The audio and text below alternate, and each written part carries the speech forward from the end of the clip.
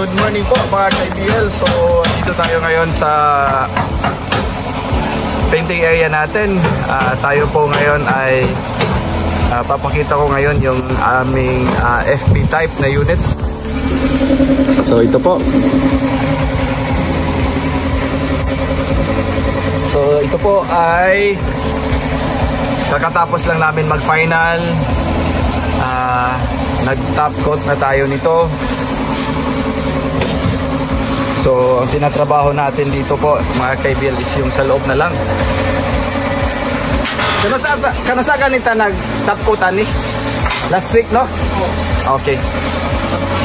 So, last week tayo. So, ang kagandahan nito, mga ka-IBL, talagang na-absorb na po talaga ang pintura nito. So, ang ginamit natin dito, makikita nyo naman po. So kung makikita nyo po, ibang-iba po mga ka-IBL yung urethane na Anzal na gamit natin. Kasi kung makikita nyo po mga ka-IBL, yan po.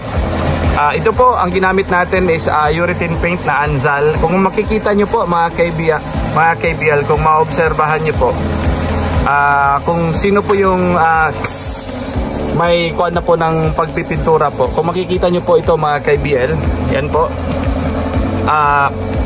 Yung Anzal na urethane paint po, pag nag-top coat kayo tapos Anzal din, hindi po makintab mga ka-IBL.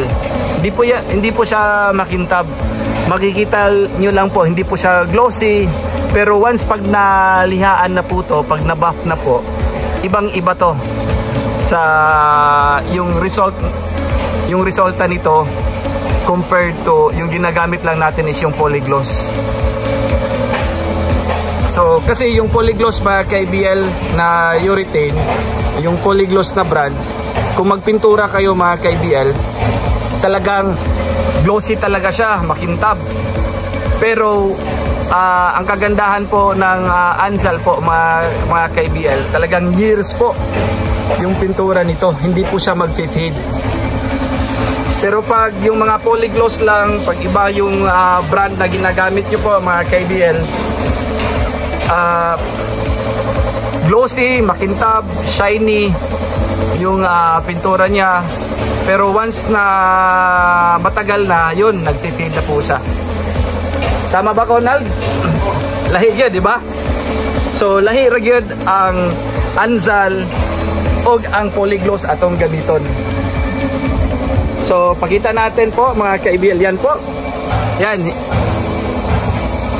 So, yan. Minasilyaan talaga natin yan. Yung mga cutting dito. Yan. Masilya po yan. So, lilihaan pa namin yan. Tapos, titirahan natin yan ng itim. Yan po. So, yan.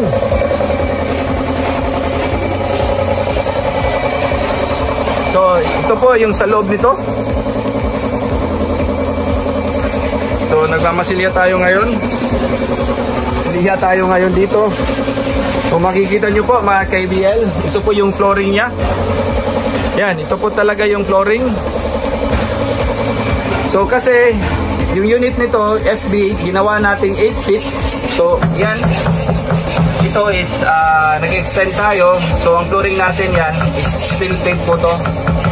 Yan po. So, papakita namin to sa inyo mga ka-IBL pag talagang natapos na po to. So, yan.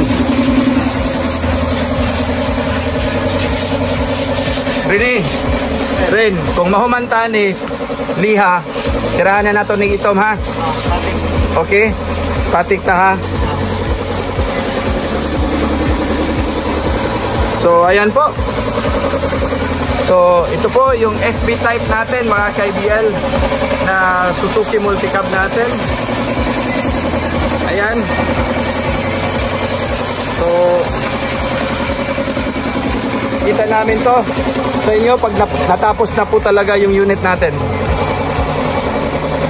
Ayan.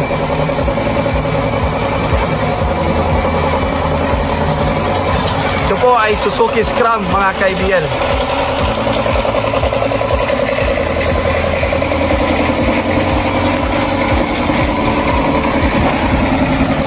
Thank you po mga KBL. Salamat po.